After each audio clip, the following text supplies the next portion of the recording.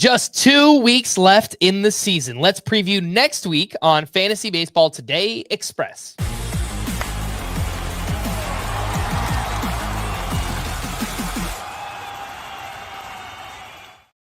Welcome into FBT Express on Friday, September 12th. I am Frank Stampfl, joined by Scott White, and we are previewing week 26, the second to last week in the season. First up, we have the schedule. 18 teams with 6 games, 12 teams with 7 games. The Braves, Orioles, Cubs, Reds, Guardians, Dodgers, Twins, Yankees, Giants, Rays, Blue Jays, and Nationals.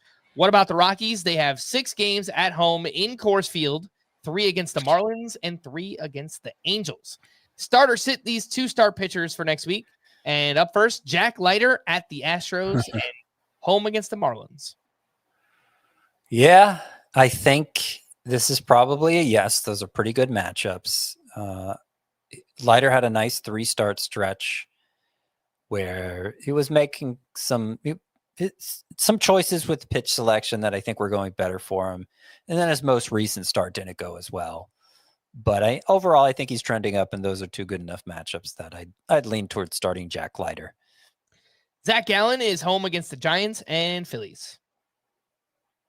He's been pretty reliable lately. The Giants matchup is decent. The Phillies matchup, not so much. But he's been getting quality starts with enough regularity that I think at least in points leagues, you could use Zach Gallen. Next up, Jack Flaherty, home against the Guardians and Braves. Yeah, it's obviously risky. The ERA is what it is at this point, pretty ugly. But the Guardians is one of the most favorable matchups for a pitcher. The Braves have really cooled off. They had a hot August, but offensively they've cooled off in recent weeks, so they're looking like a good matchup for pitchers again. And even though the ERA is high for Flaherty, 3 of his last 5 starts have been great. The other 2 not so much, but 3 of the last 5 have been great. In points leagues, I think you can withstand those bad starts a little easier, so I'd be fine using Flaherty there. What about the mustacheless Spencer Strider at the Nationals, at the Tigers?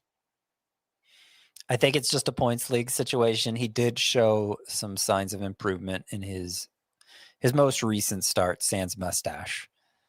But it's not like he was retro Strider. How could he be without the mustache? And so there's a lot of risk here. Maybe in points league, but I do prefer both Flaherty and Gallen to Strider, even in that format. I guess that second matchup would be Flaherty against Strider. And man, they are the Spider-Man meme. They have felt like the same guy for a while now. So that would be a fun matchup. Jose Barrios at the Rays and at the Royals. Looked better recently. And the Royals matchup especially is a good one. So you could do it in a points league. Yuri Perez at the Rockies and at the Rangers. I don't like that start at Coors Field for a guy who's struggled as much as Perez has. I think it's a pass. Jose Quintana home against the Angels and at the Cardinals. I'm fine with that in a points league. Those are pretty good matchups. Angels, most strikeout pro team. Cardinals in the bottom half of the league in runs scored. I think Quintana should be fine. Jason Alexander in a make or break week for the Astros gets the Rangers and the Mariners. Yeah, we'll see if he comes through in the clutch. I don't have much faith in the pitcher at all, but he has been churning out decent starts. I think if you're really wanting to maximize volume in a points league, you could justify this. All right, let's take a quick break, and we'll get into the sleeper pitchers right after this. You can't count on Derek's tong skills. Oh, Tony, I think it hit the ground. But you can always count on Sundays with the NFL on CBS and Paramount+. Welcome back in, FBT Express. Scott, who are the 2-star pitchers that you're looking to add and stream for next week? So Kyle Bradish amazingly still qualifies for this, even with me lowering the roster threshold for this. I don't know why people have been so slow to buy into him, as good as he was prior to Tommy John. And frankly, his 3 starts since returning have been exactly what we hope to see. First matchup is against the White Sox. Second against the Yankees, not as good, but I don't even really care what the matchups are. Bradish with 2 starts is a must. I also have here Jeffrey Springs at Boston is not a good matchup, but at Pittsburgh is a great matchup. In points leagues, I think I like him even more than like Jack Flaherty and Zach Gallen. Connolly early, the Red Sox have been non-committal about when he's going to start next, but I don't see what choice they have other than to start him Tuesday, lining him up for 2 starts. The matchups could be better, but he looked great in his first outing. Probably just a points league play.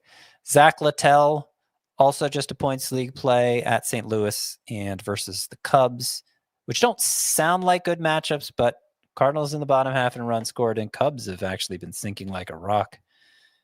So I think they make for a favorable matchup right now. Littell's been a quality start machine. Ian Seymour, don't like the matchups, Blue Jays and Red Sox, but good peripherals guy, probably short outings. Leave him for points leagues. Jameson Taillon at Pittsburgh, at Cincinnati, like that first matchup especially, and he works deep enough into games to matter. And then finally, Joey Cantillo at Detroit and at Minnesota.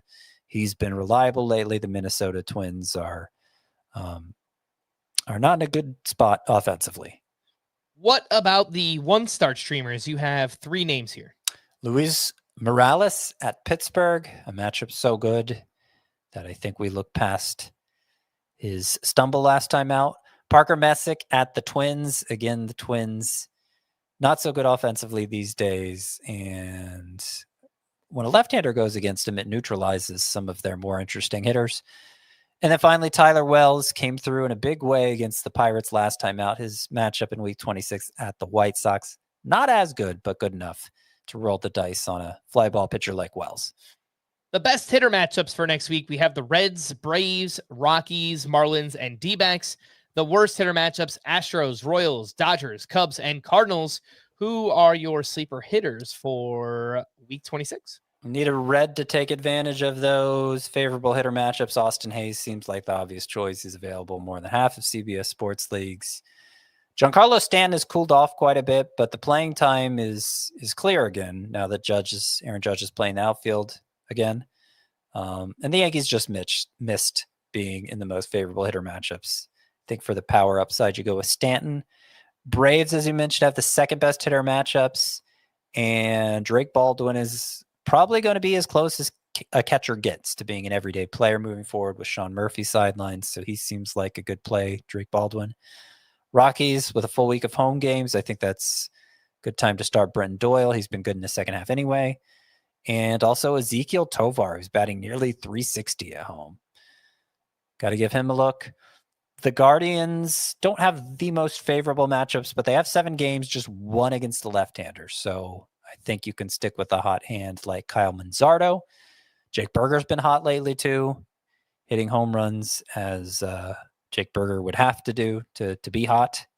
And the Rangers have favorable hitter matchups. So do the Tigers. 3 left-handers on the schedule. Wenceel Perez is batting about .330 against lefties, so not a bad time to use him. Andrew Vaughn picked things up again. I don't believe Rhys Hoskins has started for him yet, so that seems like a non-issue. I think Vaughn's still worth using. And finally, the Marlins, being one of 2 teams to visit Coors Field this week, got to pick somebody from their lineup. Otto Lopez seems like the right choice with the way he's been performing recently. All right. For more extensive fantasy baseball coverage, listen to our full-length podcast, Fantasy Baseball Today, on Spotify, Apple Podcasts, or anywhere else podcasts are found. Thanks for listening to Fantasy Baseball Today Express, and we will be back again next week. Bye-bye.